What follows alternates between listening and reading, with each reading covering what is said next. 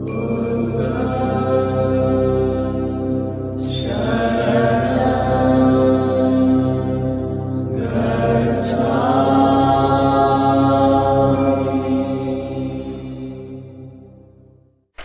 प्रश्न,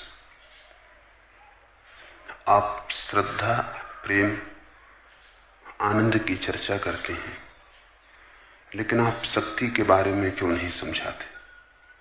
आजकल मुझ में असह शक्ति का आविर्भाव हो रहा है। यह क्या है और इस स्थिति में मुझे क्या रुख लेना चाहिए? शक्ति की बात करनी जरूरी ही नहीं। जब शक्ति का आविर्भाव हो तो प्रेम में उसे बांटो, आनंद में उसे ढालो, उसे दोनों हाथ उलीचो। शक्ति के आविर्भाव के बाद अगर उलीचा ना, अगर बांटा ना, अगर औरों को साझीदार ना बनाए, अगर प्रेम के गीत ना गाए, उत्सव पैदा ना किया जीवन में, तो शक्ति बोझ बन जाएगी। तो शक्ति पत्थर की तरह छाती पे बैठ जाएगी। फिर शक्ति से समस्या उठेगी। गरीबी की ही समस्याएं नहीं है संसार में, अमीरी की बड़ी समस्याएं हैं। लेकिन अमीर की सबसे बड़ी समस्या यह है कि जो धन उसे मिल गया उसका क्या करे। पर यह भी कोई समस्या है, उसे बांटो, उसे लुटाओ। बहुत हैं जिनके पास नहीं है, उन्हें तो कठिनाई इसलिए खड़ी होती है कि हमने जीवन में केवल मांगने की कला सीखी, और जब हम सम्राट बनते हैं तो अड़चन आ जाती। मांगने की कला का अभ्यास फिर अचानक जब हम सम्राट बन जाते हैं, परमात्मा के प्रसाद से उतरती है अपरसीम ऊर्जा। तब भी हम मांगना ही जानते हैं, देना नहीं जानते। हमारे जीने का सारा ढंग मांगना सिखाता है। फिर जब परमात्मा हम पर बरसता है तो बांटने की हमारे पास कोई कला नहीं होती, आदत नहीं होती, अभ्यास नहीं होता।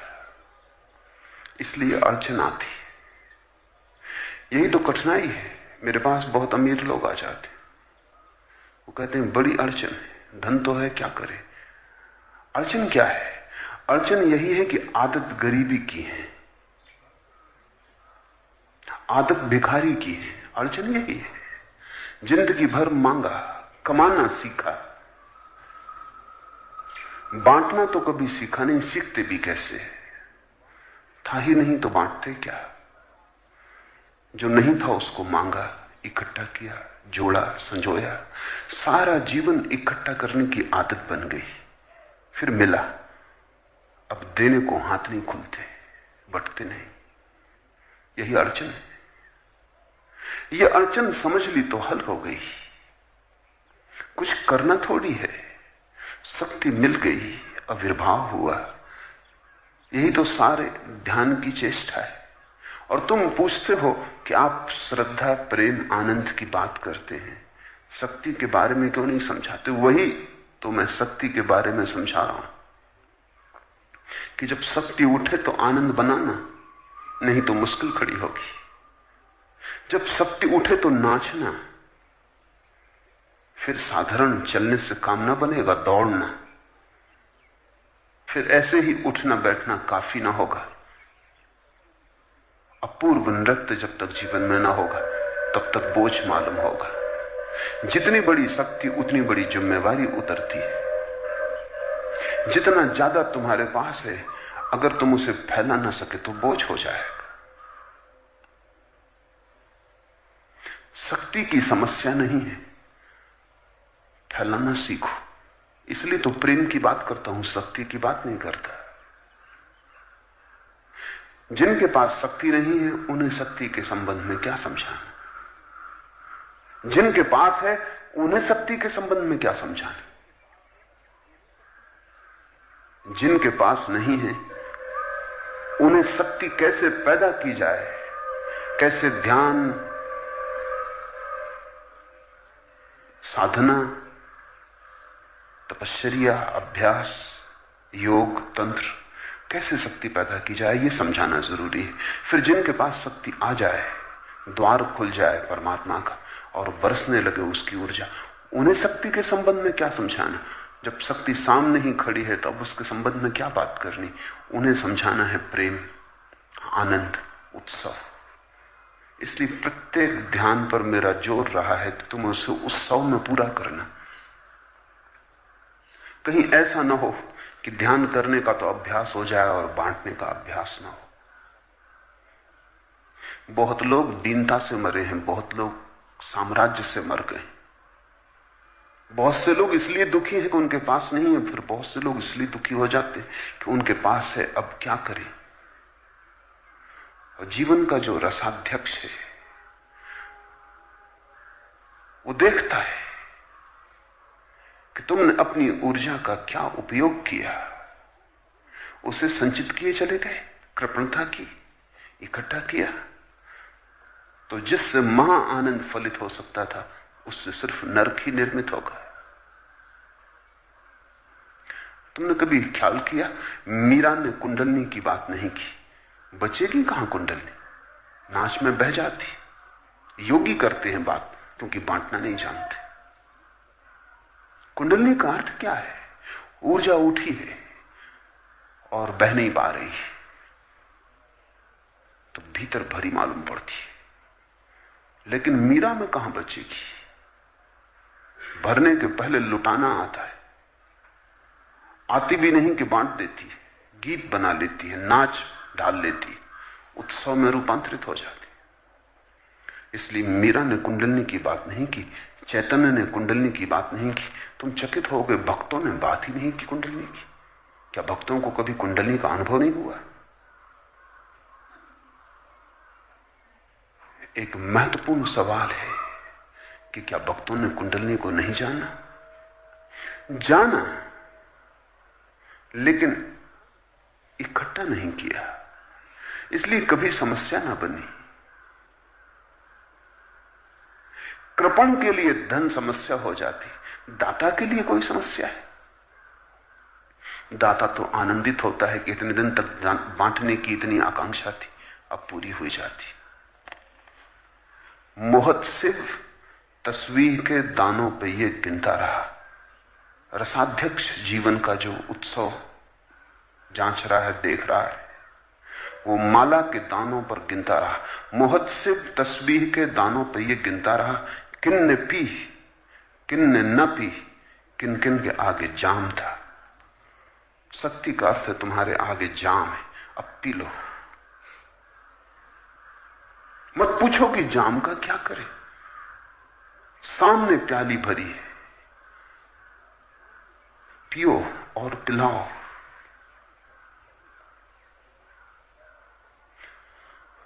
उत्सव बनो। यहूदियों की अद्भुत किताब तालमुद कहती है, परमात्मा तुमसे यह न पूछेगा तुमने कौन कौन सी भूलें की, परमात्मा तुमसे यही पूछेगा कि तुमने आनंद के कौन कौन से अवसर गंवाए। तुमसे यह ना पूछेगा तुमने कौन कौन से पाप की। ये बात मुझे बड़ी जचती। परमात्मा और पाप का हिसाब लगे, बात ही ठीक नहीं। परमात्मा और पापों का हिसाब रखे। परमात्मा ना हुआ, तुम्हारा प्राइवेट सेक्रेटरी हो गया, कोई पुलिस का इंस्पेक्टर हो गया, कोई अदालत का मजिस्ट्रेट हो गया। परमात्मा ना हुआ, कोई आलोचक हो गया, कोई निंदक हो गया। परमात्मा की इतनी बड़ी आंखों में तुम्हारे पाप दिखाई पड़ेंगे, तुम्हारी भूलें दिखाई पड़ेंगी। नहीं, तालमुद ठीक कहता है, परमात्मा पूछेगा कि इतने सुख के अवसर दिए, उनको गंवाया क्यों? इतने नाचने के मौके थे, तुम बैठे क्यों रहे? इतने कंजूस क्यों थे? इतने कृपण क्यों थे? मैंने तुम्हें इतना दिया था, तुमने उसे बांटा होता, तुमने उसे बहाया होता, तुम एक बंद सरोवर की तरह क्यों रहे? तुम बहती हुई सरिता क्यों न बने? तुम कृपण वृक्ष की तरह रहे कि जिसने फूलों को न खिलने दिया कि कहीं सुगंध बट न जाए। तुम एक खदान की तरह रहे जो अपने हीरों को दबाए रही, कहीं सूरज की रोशनी न लग जाए। परमात्मा ने तुम्हारे सामने जीवन की प्याली भर के रख दी, और एक बात समझ लेना कि तुम जितना इस प्याली पर दूसरों को निमंत्रित करोगे, उतनी ये प्याली भरती चली जाएगी। तुम इसे खाली ही ना करोगे तो ये बोझ भी हो जाएगी, और परमात्मा भरे कैसे इसे, और कैसे भरे? ये भरी हुई रखी है, तुम इसे उलीचो, खाली करो, तुम पर बोझ भी ना होगी, और परमात्मा को और भरने का मौका दो। जिसने एक आनंद की घड़ी का उपयोग कर लिया, उसके जीवन में 10 आनंद की घड़ियां उपलब्ध हो जाती। जो एक बार नाचा, 10 बार नाचने की क्षमता उसे उपलब्ध हो जाती। लेकिन यह बड़ी कठिन बात है। तुम कहते जरूर हो आनंद चाहते हैं, लेकिन तुम्हें आनंद के स्वभाव का कुछ पता नहीं। तुम्हें आनंद भी मिल जाए तो तुम उससे भी दुख पाओगे। तुम ऐसे अभ्यासी हो गए हो दुख के। दुख का स्वभाव है सिकुड़ना, आनंद का स्वभाव है फैलना। इसलिए जब कोई दुख में होता है तो एकांत चाहता है, बंद कमरा करके पड़ रहता अपने बिस्तर पर सिर को ढांप के, न किसी से मिलना चाहता, न किसी से जुड़ना चाहता, चाहता है मर ही जाऊं। कभी कभी आत्महत्या भी कर लेता है कोई, सिर्फ इसीलिए कि अब क्या मिलने को रहा। लेकिन जब तुम आनंदित होते हो तब तुम मित्रों को बुलाना चाहते हो, मित्रों से मिलना चाहते हो, तुम चाहते हो किसी से बांटो, किसी को तुम्हारा गीत सुनाओ, कोई तुम्हारे फूल की गंध से आनंदित हो। तुम किसी को भोज पर आमंत्रित करते हो, तुम मेहमानों को बुलाते हो, आमंत्रण दे आते हो। मेरे एक प्रोफेसर थे, उनका मुझसे बड़ा लगाव था, लेकिन वो मुझे घर बुलाने में डरते थे, क्योंकि शराब पीने की उन्हें आदत थी, और कहीं ऐसा ना हो कि मुझे पता चल जाए।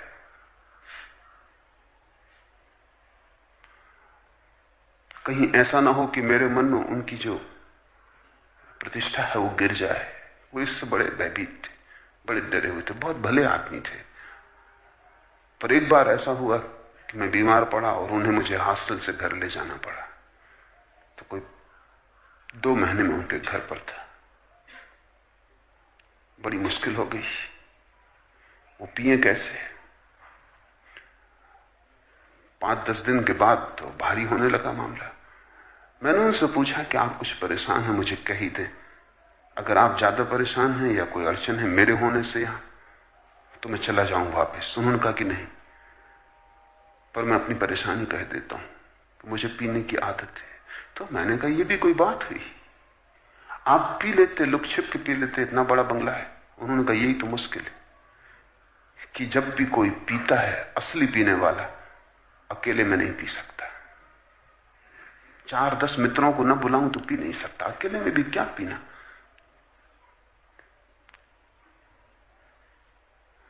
उन्होंने कहा, पीना कोई दुख थोड़ी है, पीना एक उत्सव है। वो बात मुझे याद रह गई। जब जीवन की साधारण मदिरा को भी लोग बांट के पीते हैं, तो जब तुम्हारी प्याली में परमात्मा भर जाए और तुम न बांटो।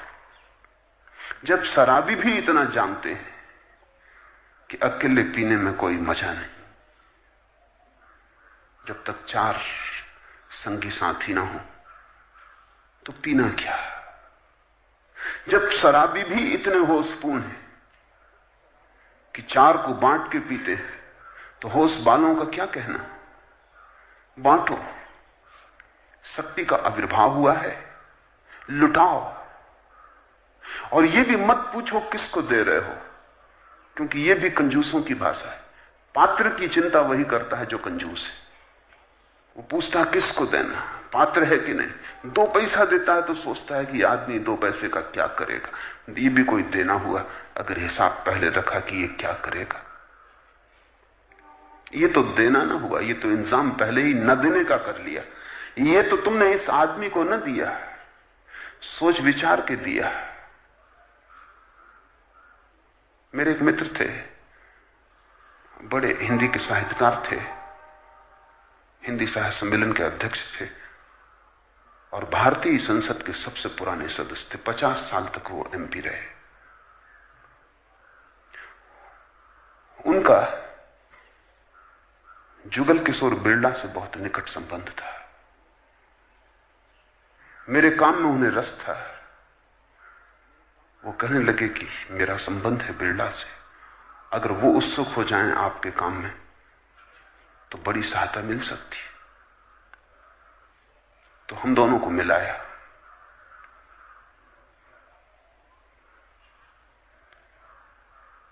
बिरला मुझसे बातचीत किए, उत्सुक हुए, कहने लगे जितना आपको चाहिए मैं दूंगा, और जिस समय चाहिए तब दूंगा। सिर्फ एक बात मुझे पक्की हो जानी चाहिए कि जो मैं दूंगा उसका उपयोग क्या होगा। मैंने कहा बात ही खत्म करो, ये अपने से न बनेगा, ये सौदा नहीं हो सकता। अगर यही पूछना है कि आप जो देंगे उसका मैं क्या करूंगा, अपने पास रखो, ये कोई देना हुआ। अगर बेशर्त देते हो कि मैं तुम्हारे सामने ही यहां सड़क पर लुटा के चला जाऊं तो तुम मुझसे पूछ ना सकोगे कि ये क्या किया, क्योंकि देने के बाद अगर तुम पूछ सको तो तुमने दिया नहीं, और देने के पीछे पहले ही अगर तुम पूछने का इंतजाम कर लो और पहले ही शर्त बांध लो तो तुम किसी और को देना। ये शर्त बंद बात मुझसे ना बनेगी। वो बात टूट गई, आगे चलने का कोई उपाय ना रहा। लोग देते भी हैं। अब बिरला जैसा धनपति भी हो, वो भी देता है तो शर्त रख के देता है कि क्या काम में आएगा, किस काम में लगाएंगे। तो वो मुझे नहीं देता, अपने ही काम को देता है। उल्टे मुझे भी सेवा में संलग्न कर रहा है। ये देना ना हुआ, मुझे मुफ्त में खरीद लेना हुआ। मैंने कहा मुझे देख लो, मुझे समझ लो, मुझे दो, फिर शेष मुझ पे छोड़ दो, फिर मैं जो करूंगा करूंगा, उसके संबंध में कोई बात फिर ना उठेगी। पात्र अपात्र की क्या चिंता करनी। फूल खिलता है तो इसकी थोड़ी फिक्र करता है कि कोई पास से आ रहा है, वो सुगंध का ज्ञाता है कि अमीर है या गरीब है, कि सौंदर्य का उपासक है या नहीं। फूल इसकी थोड़ी फिक्र करता है। फूल खिलता है तो सुगंध को लुटा देता है हवाओं में। राह से कोई ना भी गुजरता हो, निर्जन हो रहा है तो भी लुटा देता है। जब बादल भरते हैं तो इसकी थोड़ी फिक्र करते हैं कहां बरस रहे, भराव से बरसते, इतना ज्यादा है कि बरसना ही पड़ेगा। तो पहाड़ पे भी बरस जाते हैं जहां पानी की कोई जरूरत नहीं, झीलों पर भी बरसते हैं जहां पानी भरा ही हुआ है। ये थोड़ी सवाल है कि कहां बरसना, बरसना। अगर तुम जीवन को देखोगे तो बेशर्त पाओगे। वहां उत्सव बेशर्त है, वहां नाच अहिर्निश चल रहा है। किसी के लिए चल रहा है ऐसा भी नहीं है, ज्यादा है। परमात्मा इतना अतिशय है, इतना अतिरेक से है कि क्या करे अगर न लुटे न बरसे। जब तुम्हारे जीवन में शक्ति का आविर्भाव मालूम हो, जब तुम्हें लगे कि बादल भर गया, मेघ भरपूर है, जब तुम्हें लगे कि शक्ति तुम्हारे भीतर उठी है, तो समस्या बनेगी। नाचना, गाना, पागल की तरह उत्सव मनाना, शक्ति विलीन हो जाएगी। और ऐसा नहीं है कि तुम पीछे शक्तिहीन हो जाओगे, शक्ति को बांटकर ही कोई वस्तुतः शक्तिशाली होता है, क्योंकि तब उसे पता चलता है झरने अनंत है, जितना बांटो उतना बढ़ता जाता है। मोहत से तस्बीह के दानों पर यह गिनता रहा। ध्यान रखना, रसाध्यक्ष बैठा है, माला फेर रहा है, वो माला के दानों पर गिन रहा है, किन ने पी, किन ने ना पी, किन किन के आगे जाम था। और एक ही पाप है जीवन में, और वो पाप है बिना उत्सव के विदा हो जाना, बिना नाचे, बिना गीत गाए विदा हो जाना। तुम्हारा गीत अगर अनगाया रह गया, तुम्हारा बीज अगर अनफूटा रह गया, तुम जो लेके आए थे वो गंध कभी 10 दिशाओं में न फैली, तो परमात्मा तुमसे जरूर पूछेगा। इसलिए जब शक्ति उठती तो सवाल उठता है कि अब क्या करें। हिसाब मत लगाओ, बेहिसाब लुटाओ। सभी पात्र हैं, क्योंकि सभी पात्रों में वही छिपा है। हर आंख से वही देखेगा नाच, और हर कान से वही सुनेगा गीत, हर नासारंध से सुवास उसी को मिलेगी। एक बौद्ध साध्वी थी, उसके पास सोने का छोटी सी बुद्ध की प्रतिमा थी, स्वर्ण की। वो इतना उसे प्रेम करती थी, और जैसे कि साधारणतः कृपण मन होता है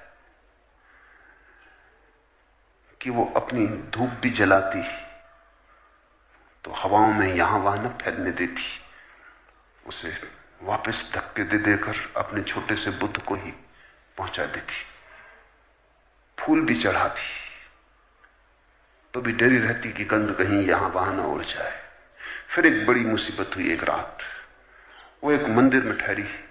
चीन में एक बहुत प्राचीन मंदिर है, 1000 बुद्धों का मंदिर है, वहां 1000 बुद्ध की प्रतिमाएं हैं।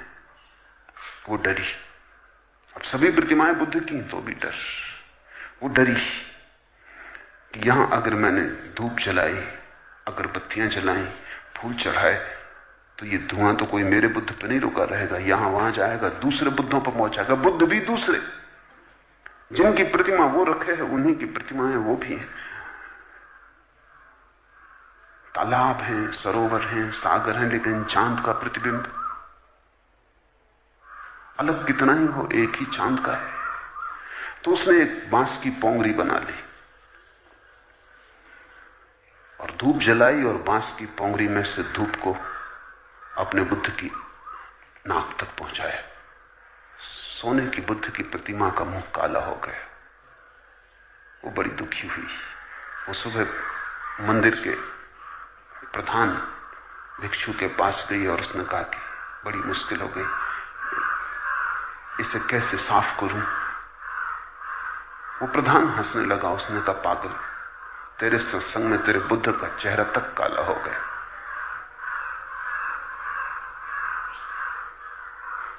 गलत साफ करो, ये मुसीबत होती। इतनी भी क्या कृपणता, ये सभी प्रतिमाएं उन्हीं की हैं। इतनी भी क्या कंजूसी, अगर थोड़ा धुआं दूसरों के पास भी पहुंच गया होता है तो कुछ हर्ज हुआ जाता था, लेकिन मेरे बुद्ध, ये सभी प्रतिमाएं बुद्धों की ही हैं। हर आंख से वही झांका है, हर पत्थर में वही सोया है। तुम इसकी फिक्र ही मत करो। तुम्हारे जीवन में आनंद भरे, प्रेम दो, गीत दो, संगीत दो, नाचो, बांटो। इसी की तो प्रतीक्षा रही है कि कब वो क्षण आएगा जब हम बांट सकेंगे। अब पात्र पात्र का भी भेद छोड़ो, वो सब नासमझी के भेद है। इसलिए शक्ति के संबंध में कुछ बोलता नहीं हूं, क्योंकि जो मैं बोल रहा हूं अगर समझ में आया तो शक्ति कभी समस्या ना बनेगी। इसलिए भी शक्ति के संबंध में नहीं बोलता हूं क्योंकि वो शब्द जरा खतरनाक है। शांति के संबंध में बोलता हूं, शक्ति के संबंध में नहीं बोलता। क्योंकि शक्ति अहंकार की आकांक्षा है। शक्ति शब्द सुन के ही तुम्हारे भीतर अहंकार अंगड़ाई लेने लगता है। अहंकार कहता है ठीक, शक्ति तो चाहिए, इसलिए तो तुम धन मांगते हो ताकि धन से शक्ति मिलेगी। पद मांगते हो क्योंकि पद पर रहोगे तो शक्तिशाली रहोगे। यश मांगते हो, पुण्य मांगते हो, लेकिन सबके पीछे शक्ति मांगते हो। योग और तंत्र में भी खोजते हो, शक्ति ही खोजते हो।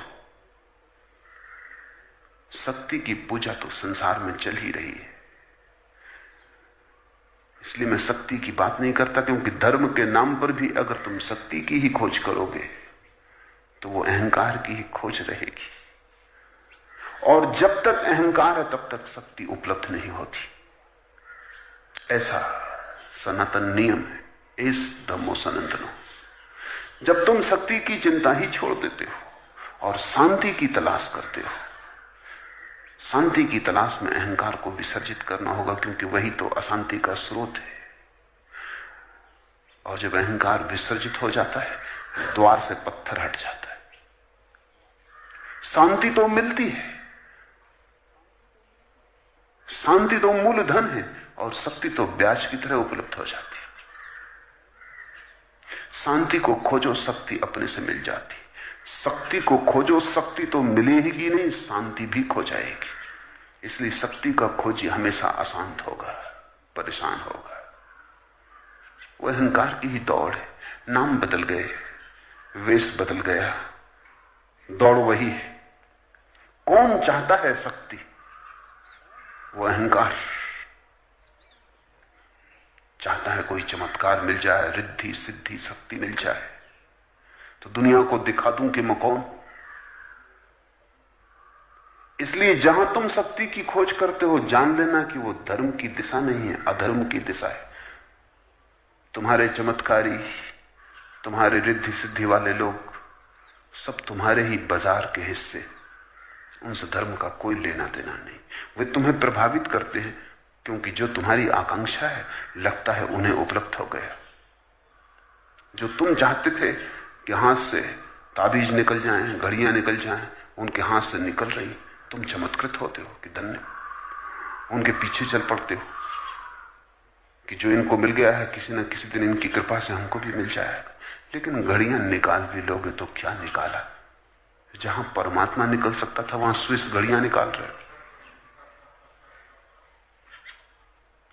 जहां शाश्वत का आनंद निकल सकता था वहां राख निकाल रहे हो। चाहे विभूति कहो उसको, क्या फर्क पड़ता है? जहां परमात्मा की विभूति उपलब्ध हो सकती थी वहां राख नाम की विभूति निकाल रहे हो। मदारीगिरी है, अहंकार की मदारीगिरी है। लेकिन अहंकार की वही आकांक्षा है। शक्ति की मैं बात नहीं करता, क्योंकि तुम तो अच्छा उत्सुक हो जाओगे उसमें कि कैसे शक्ति मिले, बताएं। उसमें अहंकार तो मिटता नहीं, अहंकार और बढ़ता हुआ मालूम पड़ता है। तो मैं तुम्हें मिटाता नहीं, फिर मैं तुम्हें सजाने लगता हूं। यही तो अड़चन है मेरे साथ। मैं तुम्हें सजाने को उत्सुक नहीं हूं, तुम्हें मिटाने को उत्सुक, क्योंकि तुम जब तक न मरो तब तक परमात्मा तुम में आविर्भूत नहीं हो सकता।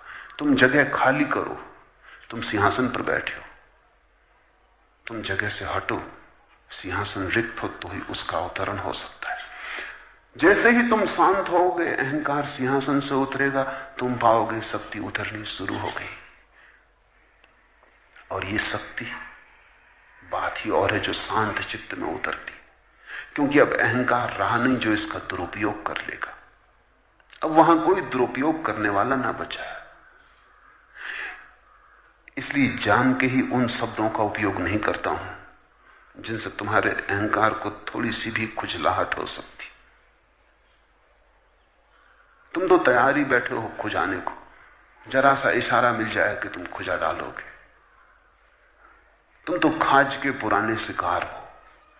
तुम्हें जरा सी इशारे की जरूरत है कि तुम्हारी आकांक्षा के घोड़े दौड़ पड़ेंगे, तुम सब लगामें छोड़ दोगे। नहीं, मैं शांति की बात करता हूं, मैं मृत्यु की बात करता हूं, निर्वाण की बात करता हूं, शून्य होने की बात करता हूं, क्योंकि मुझे पता है कि तुम जब शून्य होगे तो पूर्ण तो अपने आप चला आता है। उसको चर्चा के बाहर छोड़ो, चर्चा से नहीं आता, शून्य होने से आता है।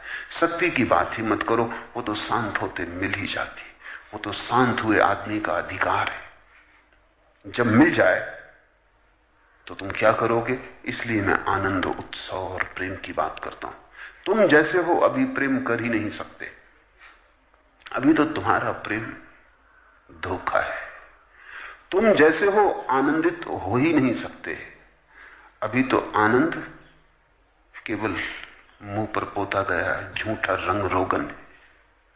अभी तुम जैसे हो हंस ही नहीं सकते, अभी तुम्हारी हंसी ऊपर से चिपकाई गई है, मुखौटा है।